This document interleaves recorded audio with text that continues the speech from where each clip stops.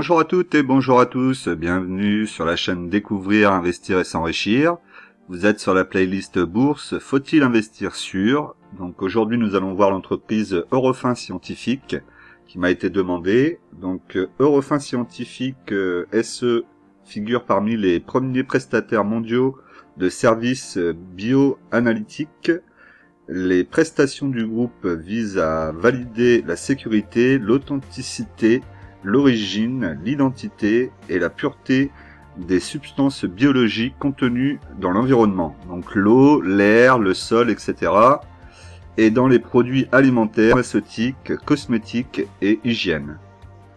À fin 2021, Eurofins Scientifique SE contient un portefeuille de plus de 200 000 méthodes analytiques et dispose de 900 laboratoires dans le monde. Bon, ça commence à faire. La répartition géographique, donc l'Europe à 59,5%, l'Amérique du Nord 32% et autres 8,5%. Diversification qui est quand même assez bonne. Et on a nombre d'employés 57 992 personnes. Donc ouais, c'est une belle boîte. Au niveau du secteur, on est dans les valeurs industrielles. Sous-secteur, vous voyez ici les sous-secteurs pour arriver jusqu'à test en laboratoire. Ensuite, on va regarder au niveau des actionnaires si on a des plans ou quelque chose. Donc on voit Martin Family qui possède 33,1%. Donc ça doit être c'est la famille forcément. Donc ça c'est bien que la famille soit encore aux manettes. Et est-ce qu'on a un plan pour les employés? Je n'en vois pas. Donc on va quand même vérifier en haut. Pour Martin, on a bien ici donc Gilles Martin, administrateur et dirigeant. On peut noter aussi qu'il a 58 ans. C'est pas encore tout à fait la retraite pour lui. Donc la société, si elle se porte bien pour le moment sous sa responsabilité, il faudra surveiller quand même d'ici quelques années. Parce que là, il est à 6 ans. Bon, c'est une entreprise qui vous appartient. Vous partez pas à 64 ans à la retraite, ni à 65, ni à 66. Peut-être plus 70 ans. Donc peut-être compter sur au moins 12 ans encore à la tête de sa société. Ok, donc là on va aller voir maintenant la partie finance. Alors côté finance, donc on a une action qui est à 71,70 € à l'heure où je vous parle. Donc là les marchés sont ouverts. Donc actuellement elle fait plus 1,04%. Nous sommes le 24 août 2022. Voilà, au moins vous saurez à quel moment j'ai fait cette vidéo et il est 17 h. Alors, on va regarder la capitalisation. Donc capitalisation de 13 milliards 651 millions. Ok, on a la valeur d'entreprise à 16 milliards 271 millions. Donc là on a un écart de pas loin de 3 millions, un petit peu moins. On va regarder ici. Donc c'est de la dette. On a ici une dette de 2 milliards 620 millions, ce qui est quand même assez importante. Donc on va regarder tout de suite si les capitaux propres déjà couvrent la dette. 4 milliards 393 millions. Donc la dette est couverte par au moins les capitaux propres, donc ça reste positif. Il faut aussi s'endetter un petit peu pour faire de la croissance, donc pas forcément négatif là-dessus. Ensuite, on va regarder donc le PER. Le PER est ici donc à 20,4. Donc plus de 20 années, vous seriez prêt à payer plus de 20 années de résultats nets de la société pour l'acheter actuellement. Bon, ça a l'air d'être plutôt dans le côté bas, puisque là on est à 20,9, et ici 19,1 pour 2024. On va regarder sur le petit graphique sur le côté au niveau du PER. Donc le PER se trouve ici. Historiquement, on est à combien?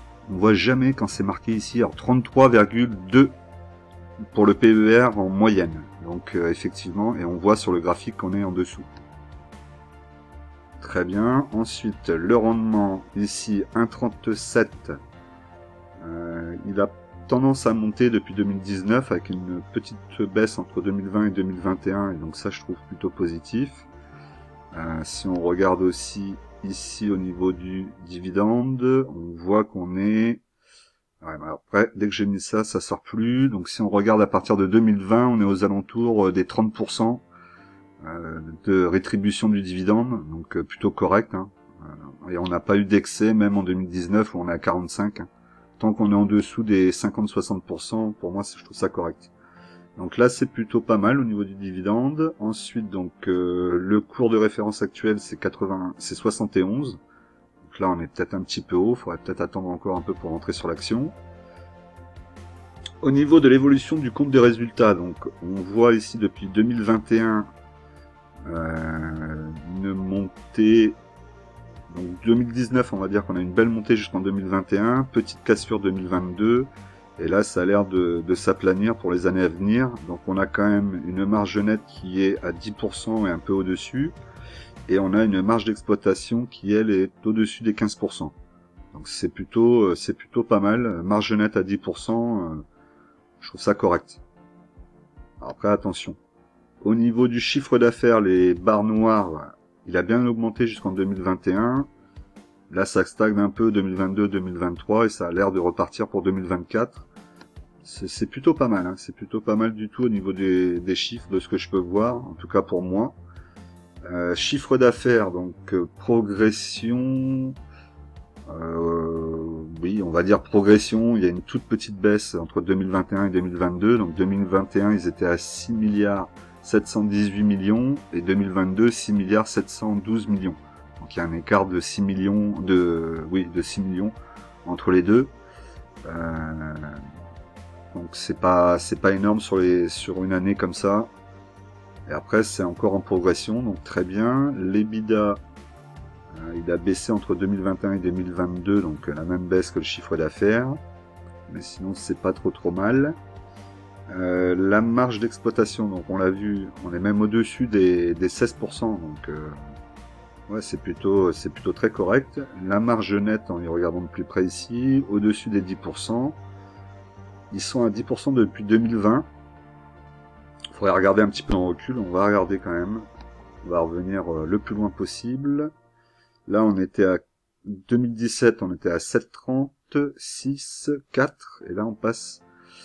Ouais, va falloir surveiller quand même si cette marge nette de 10% se maintient bien avec le temps. Alors ensuite, on va regarder le BNA, donc le bénéfice net par action, donc qui est pour 2021 à 3,49, avec une rétribution de dividende à 0,98 centimes. Tout à fait cohérent, on prend même pas la moitié du bénéfice net par action, donc c'est vraiment très bien pour ça. Le dividende a l'air d'augmenter. Même si c'est un tout petit peu ici 2 centimes pour entre 2022 et 2023, c'est quand même une augmentation et ça reste quand même intéressant. Pour le moment, j'ai pas beaucoup de négatifs sur la société, c'est plutôt assez bon les chiffres. Le rendement du dividende, donc vous voyez ici 0,9% en moyenne sur les 13 dernières années. Et donc là, on voit justement que pour les années à venir, donc ici 2022, 2023, 2024, on va être au-dessus. Alors ça peut être bien, comme ça peut aussi vouloir dire qu'après on va redescendre et qu'on va revenir plus dans la moyenne. Alors la situation du bilanciel. Donc on voit la même chose, hein, une augmentation ici du chiffre d'affaires jusqu'en 2021. Là ça stagne légèrement avec une petite baisse en 2023 et ça remonte 2024. Au niveau du leverage, donc la barre ici, on est presque dans le négatif, hein, on va pratiquement arriver à 1, donc c'est plutôt correct. Je vous ai dit, il ne faut pas dépasser les 4. Là vous voyez pour 2018, on n'était pas loin du tout d'être à 4. Donc là, pas très bon du tout, là on était à 3. Ensuite, qu'est-ce qu'on peut voir? On peut voir que l'EBITDA, donc l'EBITDA progresse un peu moins vite que sur la période 2017-2020. Alors ensuite, le cash flow, donc très important pour les dividendes. Si vous n'avez pas de cash flow positif en progression, vous avez un risque de baisse du dividende, voire une coupure. Donc là, on voit que le cash flow a été utilisé en 2021 un petit peu en tout cas. Pas pour le dividende, mais peut-être pour remettre un peu dans les caisses. Ici, on reprend un petit peu de cash flow et 2024, 760 millions, donc ça reste correct au niveau du cash flow. Il faudra surveiller que ça continue à monter. Est-ce qu'on va regarder? On va regarder l'historique quand même sur le cash flow 2017. Ici, donc on avait une progression plus ou moins, ouais. Ouais, on a une grosse poussée là sur 2020, 2021, et puis après c'est revenu. Ouais, ça reste correct, le cash flow reste correct. Faudra le surveiller quand même. Capitaux propres, donc on a vu. Là par contre les capitaux propres augmentent chaque année, et donc ça c'est super positif. Le RE. Donc le RE, on est à 6,10%, donc ce qui est plutôt très bien. Très bien, très bien. On a eu en 2021 8,74, donc là c'était top. Mais 6% c'est déjà pas mal. On voit pas beaucoup d'entreprises avec un RE à 6 et au-dessus des 6, donc c'est plutôt pas mal. Le BVPS, pardon, je le dis trop vite. Donc c'est ce que je vous ai dit, qui éventuellement resterait si jamais la société devait faire faillite. Donc là, on aurait 26 € sur les 71 € qu'elle coûte aujourd'hui, que pas intéressant. Toujours pareil. Ensuite, le CAPEX, on a 7%, entre 7 et 8% d'investis. Donc ça, c'est plutôt pas mal pour une société comme Eurofin. Ça, c'est plutôt pas mal du tout. Ils sont plutôt pas mal. Franchement, les chiffres sont plutôt tout à fait corrects. Alors, on se retrouve donc là sur le graphique journalier. Donc, une bougie égale un jour. On voit ici donc la tendance, elle est plutôt baissière actuellement, pardon. On a un support ici qui se trouve à 68. 68 support dans un premier temps, mais vous voyez que c'est toujours baissier, donc il faudra faire attention que ça ne casse pas ces 68 pour aller chercher encore un peu plus bas, ce qui pourrait arriver. Qu'est-ce qu'on peut dire? On a la moyenne mobile 20 périodes, donc ici en bleu, qui est la dernière, donc là en bas. Donc là c'est l'inverse qui devrait se passer pour être dans une tendance haussière, donc là la tendance est bien baissière. On a la moyenne mobile 5 venue effleurer, la moyenne mobile 20 périodes, pardon, mais qui reste au-dessus, et la moyenne mobile 100 périodes qui est vraiment bien au-dessus. Il faudrait qu'elle repasse dessous pour reprendre la tendance vers le haut. Donc voilà, donc en tout cas au niveau des chiffres de financiers, c'est plutôt pas mal. Le graphique nous montre qu'elle est sur une tendance où elle baisse, donc peut-être attendre encore un peu avant de rentrer.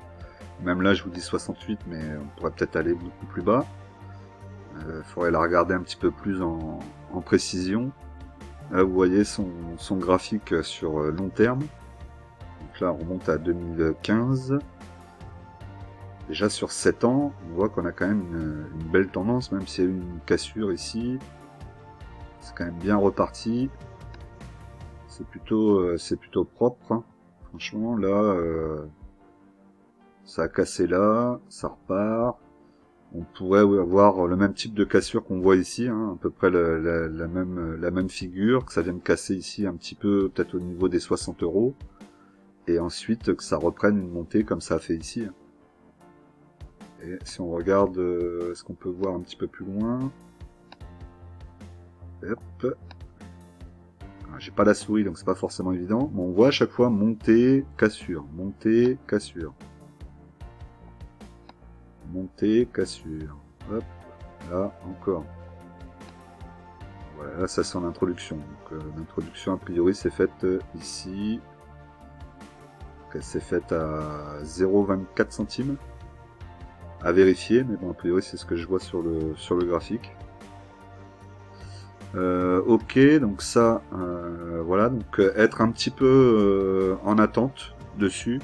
Hein, n'allez pas forcément l'acheter tout de suite, mais être intéressante. Je vais peut-être regarder un petit peu. Après, le problème, c'est que le dividende n'est pas important, mais si elle a une croissance du dividende qui lui permet de passer au-dessus des 2 € assez rapidement, pourquoi pas, hein. En achetant à un bon prix, vu la courbe de sa montée, de sa croissance plutôt, ça peut être intéressant. Donc là, on regarde par rapport à des concurrents. Donc est-ce qu'on voit déjà les concurrents qui nous ont mis? Donc on a Eurofin évidemment, on a SGS Suisse, entreprise suisse, Sodera, et après je vais faire pas vous le dire. Centre Testing, Pony Testing et China Building. D'accord, j'en connais pas, je sais pas, peut-être que vous en connaissez. En tout cas, si on regarde ici sur le graphique, qui est encore en train de charger. Alors, on se retrouve donc sur le graphique avec les concurrents. Donc là, vous avez à l'image les performances. Donc Eurofins Scientifique est à moins 40,36% par rapport à ses concurrents. Ensuite, qu'est-ce qu'on peut voir? Alors ça dépend du point où je me mets. Pas toujours la même chose. En tout cas, on voit quand même que Eurofins est quand même le plus en retard, hein, presque moins 40%.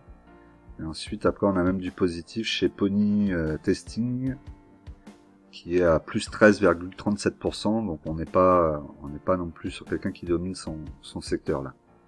En tout cas, en ce moment. Voilà, donc ce que je pouvais vous dire donc sur l'entreprise Eurofins Scientifique, une entreprise qui me paraît être intéressante. Après, n'oubliez pas de faire vos propres analyses et ne vous contentez pas de juste des miennes.